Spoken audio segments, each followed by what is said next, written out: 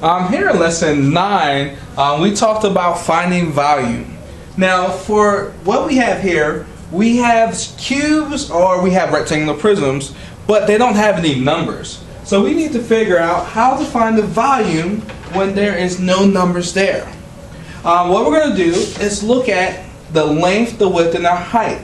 Because, in case you didn't know, volume is length times width times the height. Okay? I'm going to erase this and pull this off for a second. Alright, so we're going to look at first our length. Okay? Our length is right here. So we're going to count how many squares there are, square units, in this first cube, our rectangular prism. So there's 1, 2, 3, 4. So we're going to write 4 as our length times, now we're going to check our width. 1, 2, 3, that's our width going back. So we're going to do 3. And then our height, we're going to check to see how tall it is. 1, 2, 3. So we have our length, our width, and our height.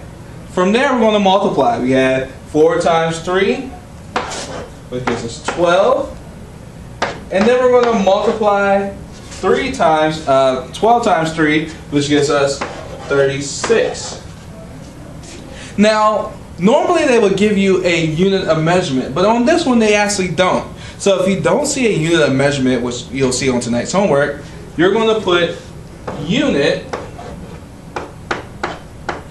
and we're going to cube it. So whenever you have a volume, you're going to write the unit cube. That's a 3 as the exponent. Okay? So let's do the same thing with this second one here. Let me erase this really quickly.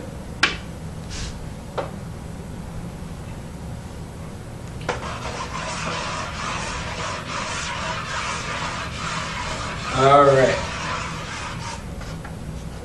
So, our second one, we're going to look for our length, our width, and our height. So length right here, so we're going 1, 2, 3, 4, 5. Alright, we have our width, which is going back, 1, 2.